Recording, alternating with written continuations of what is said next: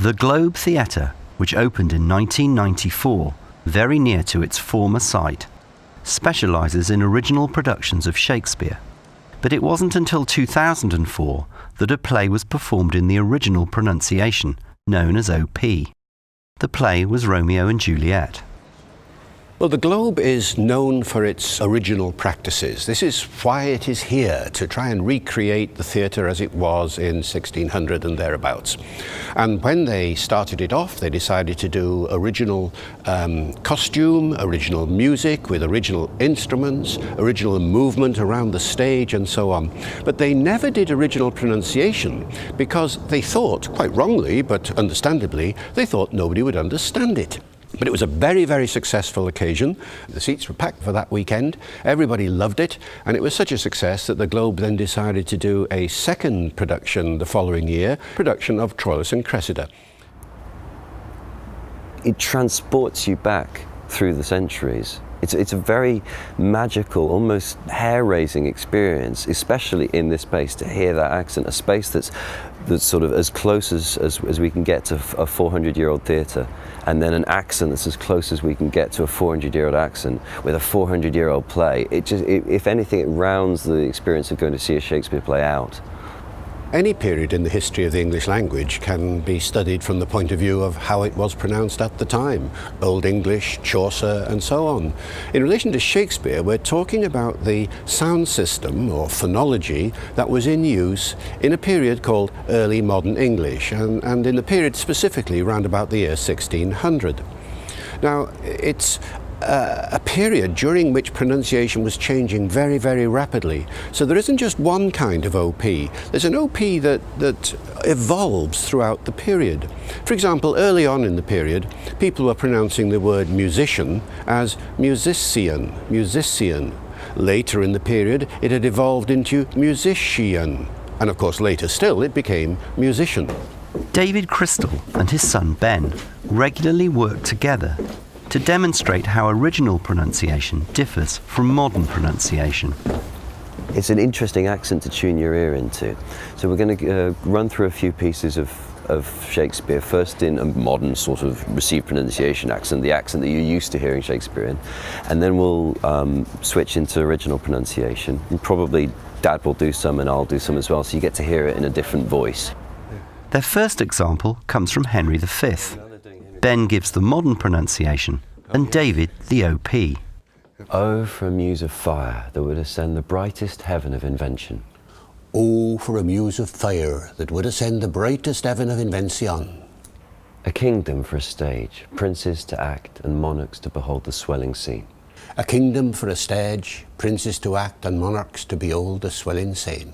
Then should the warlike Harry, like himself, assume the port of Mars. Then should the warlike Harry, like himself, assume the port of Mars. And at his heels, leashed in like hounds, should famine, sword and fire crouch for employment. And at his heels, leashed in like hounds, should famine, sword and fire crouch for employment.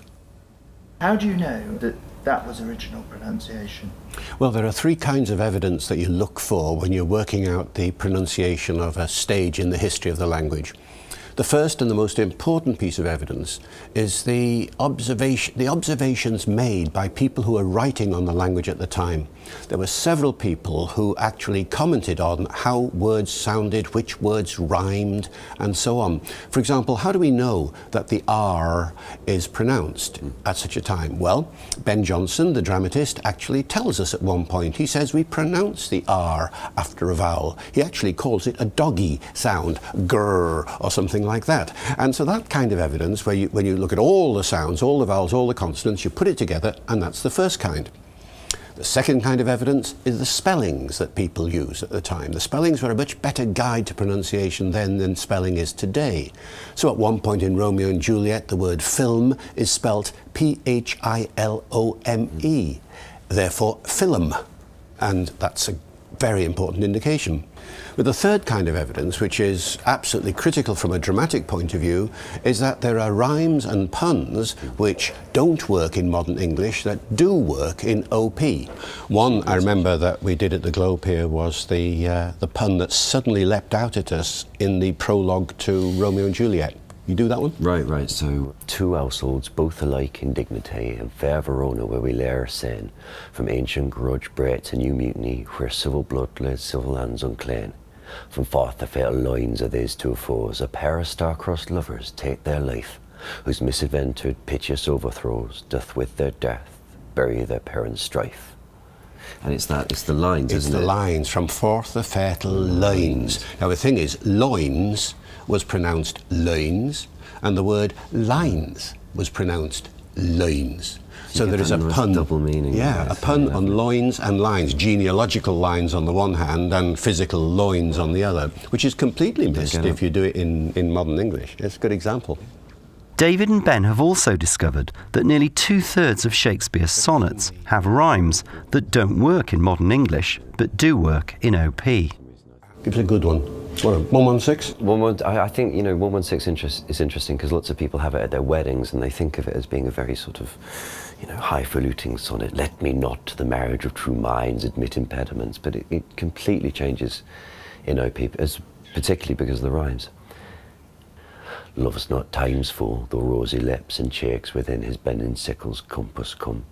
Love alters not with his brief hours and wakes, but bears it out e'en to the edge of dumb. If this be error and upon me proved, I never writ, no man ever loved. Yeah.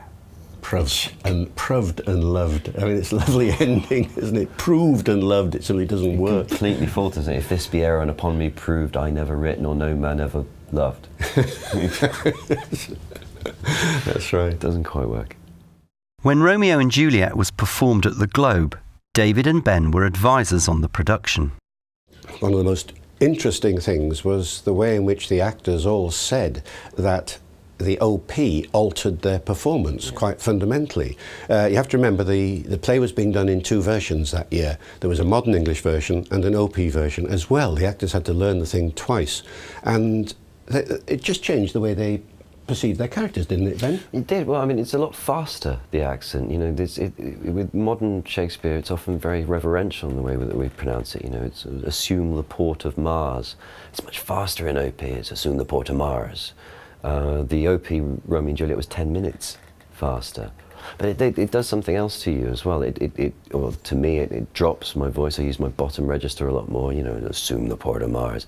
It makes me sort of hunker down. Doesn't sort of seem so cut off from the neck, from mules of fire.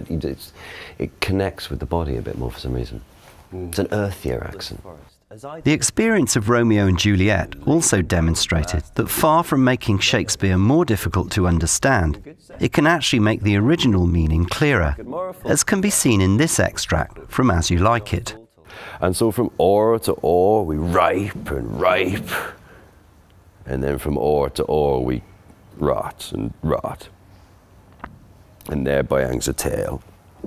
It's a really, really rude sex joke. He's talking about prostitutes and the king's evil and all that kind of thing. It's completely missed when you do it in a modern accent. And the last time I saw As You Like It, the actor came to the front and said, and so from hour to hour we ripe and ripe, and from hour to hour we rot and rot, and thereby hangs a tale. Anyway, the gag is completely missed. What we see is a joke working that doesn't work in modern English, and it's all based on one very simple sound shift. The pronunciation of whore as or. You'll notice two things about it. The H drops at the beginning. H often dropped in early modern English in that way. And you get this other change, our, in modern English, becoming or in the earlier version, and the combination of the two changes together produces a coming together of the two words, and therefore a perfect pun. There's something about working our way back to Shakespeare rather than dragging him into the 21st century. When you're standing on the Globe stage, they always light the theatre as if it's daylight, because Shakespeare's plays would have been performed at about 2 o'clock in the afternoon. And that means that you can make direct eye contact with every single member of the audience. And then suddenly going to see a Shakespeare play becomes a two-way dynamic, a complicity. It means that as an actor, as Hamlet, I can come out and ask you, what should I do? Should I kill Claudius? I don't know what to do. Everything's really confusing. Help me. That's what the Shakespeare's monologues were about. So if you can sort of imagine that there's that extra dimension when you're working in a space like this, you get a similar sort of extra dimension when you use Shakespeare's accent.